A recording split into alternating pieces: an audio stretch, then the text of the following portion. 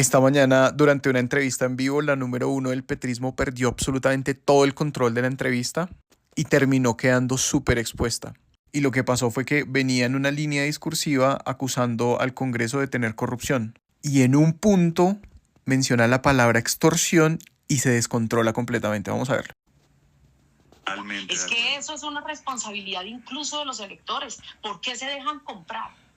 Primera pregunta, ¿por qué se dejan comprar? Acá ya venía sobre esta línea de pensamiento que es la corrupción en el gobierno.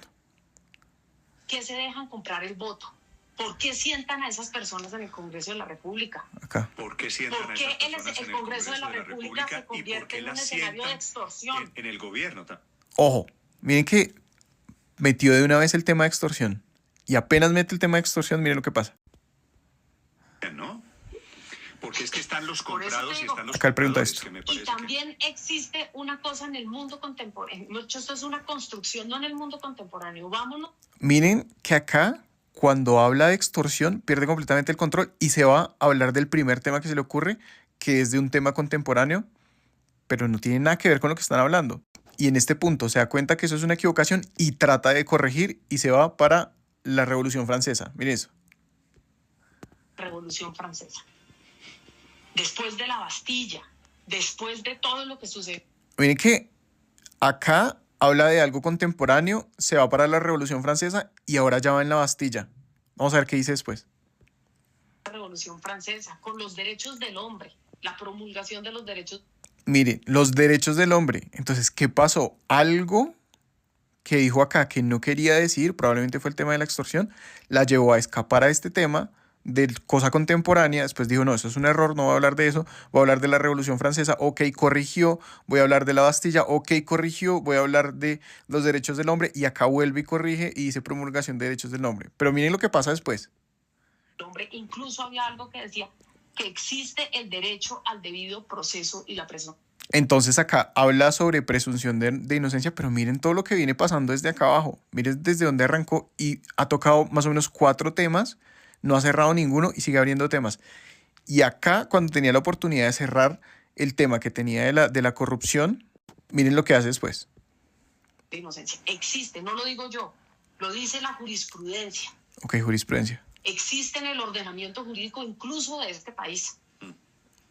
Y ahora miren lo que dice. No, también lo no sé. lo digo yo. También lo sé. Entonces, la justicia, ¿qué es lo que esperamos que la justicia actúe en esto?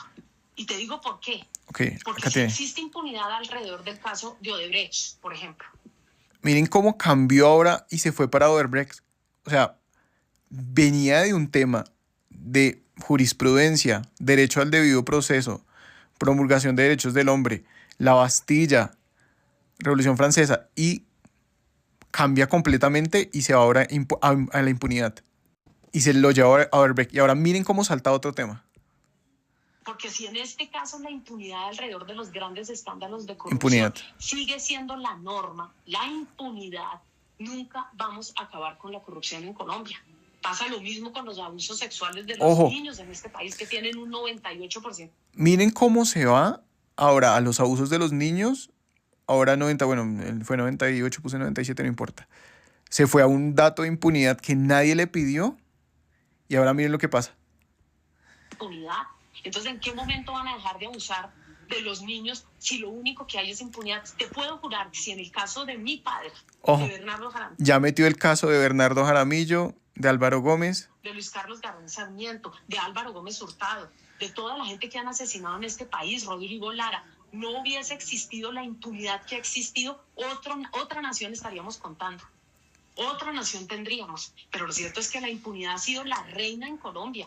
Por eso aquí le cabe una inmensa responsabilidad a la justicia, que tiene que avanzar de manera diligente. Es la primera vez que yo veo una actuación diligente y espero ser. Entonces se cierra escapando con todos estos temas de una línea en la que venía exponiéndose un montón. Miren todos esos temas que recorrió. Esta era la línea de pensamiento, que era acusar de corrupción al Congreso.